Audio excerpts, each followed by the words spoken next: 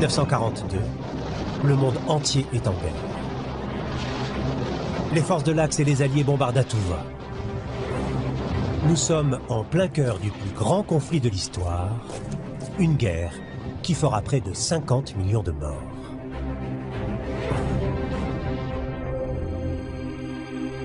À Rome, le pape Pie XII s'est enfermé dans son palais, très loin du vacarme de la guerre.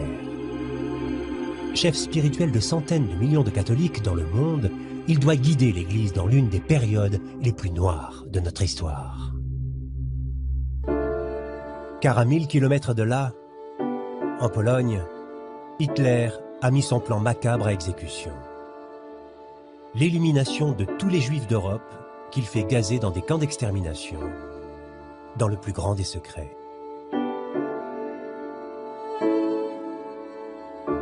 Et pourtant le pape est au courant, car il est l'un des hommes les mieux informés de la planète. Alors, le monde entier attend un geste, une parole qui condamnerait ces atrocités. Sa seule arme, c'est la parole. La seule façon pour un pape de peser sur les événements, c'est de parler. Mais le pape s'enferme dans le silence. Pourtant, a priori, tout oppose catholicisme et nazisme.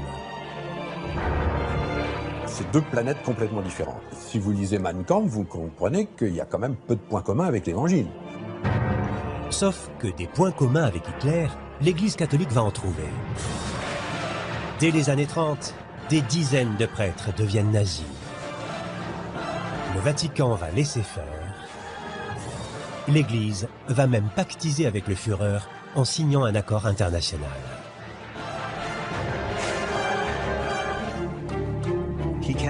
Il ne peut se mettre à dos Hitler et son parti car il ignore ce qui pourrait advenir des catholiques présents en Allemagne. Ils pourraient être arrêtés et envoyés dans des camps. Hitler était déjà en train d'y envoyer les communistes et les pratiquants de plusieurs religions, tels que les témoins de Jéhovah par exemple.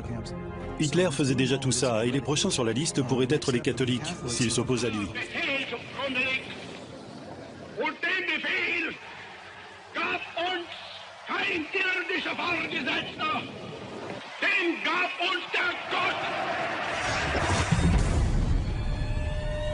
Moins de 2 semaines après l'élection de Pie XII, les troupes hitlériennes sont en marche.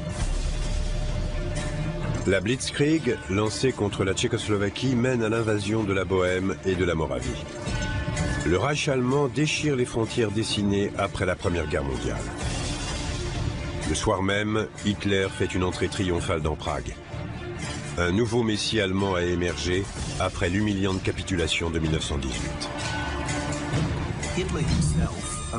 Hitler croyait fermement en deux choses. La première était une forme de nationalisme racial, et l'autre, c'était lui-même. Il se sentait investi d'une mission divine, et il a réussi à convaincre les Allemands de la réalité de cette mission. C'est pourquoi on l'appelait le Führer, le guide du peuple. Il avait un projet pour l'Allemagne, et des forces divines l'avaient envoyé sur Terre pour qu'il le mette en œuvre. Ces déclarations sont prises très au sérieux au Vatican, car le nouveau pape connaît très bien Hitler. En effet, il a eu l'occasion d'observer le faux prophète pendant plus de 20 ans. En 1917, le nonce apostolique Eugenio Pacelli est muté à Munich. Et sur place, il assistera au chaos qui suivit la défaite allemande de la Première Guerre mondiale, la montée du communisme et l'installation du climat de tension généralisée qui créera la plateforme politique idéale à l'avènement d'Hitler. Quand Hitler commence à faire parler de lui, Pacelli déclare que c'est un homme à enjamber des cadavres et à fouler aux pieds tout ce qui est en travers de son chemin. Il savait pertinemment de quoi Hitler était capable.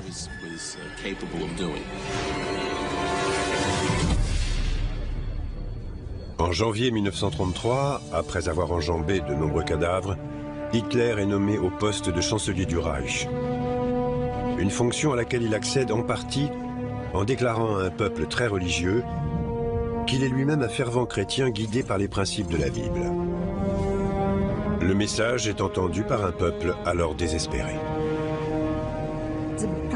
La prise de pouvoir d'Hitler est un genre de révolution sociale. Il prenait la loi et l'ordre. Et le peuple allemand voulait la loi et l'ordre, tout comme l'Église. Hitler commence ensuite à sous-entendre que la seule raison au déclin de l'Allemagne, c'est les Juifs, qui ont peut-être un peu trop de pouvoir et de contrôle et qui sont trop nombreux. Hitler et le parti nazi commencent à légitimer le racisme. Ils ont pour objectif de purger l'Allemagne de la contamination raciale et de purifier une société corrompue par la décadence et la perversion. 10 mai 1933. Des étudiants brûlent 25 000 livres considérés comme non-allemands et dégénérés par le ministre de la Propagande, Joseph Goebbels, qui encourage la foule à refuser la perversion et la corruption morale et à jurer fidélité au Führer. Au même moment, le théologien chrétien Gerhard Kittel va théoriser ce qui sera nommé plus tard la solution finale. En 1933, Gerhard Kittel va écrire un pamphlet sur la question juive, dans lequel il pose la question du sort des Juifs. Il y écrit qu'il serait possible de les tuer, de les annihiler. Dans ce pamphlet est écrit noir sur blanc l'idée que le massacre des Juifs est envisageable.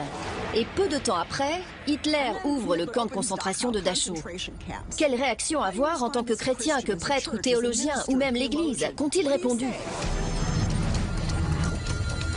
Les catholiques ont-ils fait ce que les témoins de Jéhovah ont fait? Ces derniers ont refusé de jurer allégeance et loyauté à Hitler, ont refusé de faire le salut nazi, ont refusé de se battre pour le Reich, et ils ont été envoyés dans des camps de concentration. Et si l'Église avait fait la même chose, 20 millions de catholiques ne se seraient pas battus. Ça aurait pu changer la donne. C'est un silence assourdissant que nous avons du mal à expliquer, aujourd'hui encore. Nous n'avons jamais eu l'occasion de voir le véritable visage de ce pape controversé. Et nous ne le verrons qu'une fois que nous aurons accès aux archives secrètes du Vatican.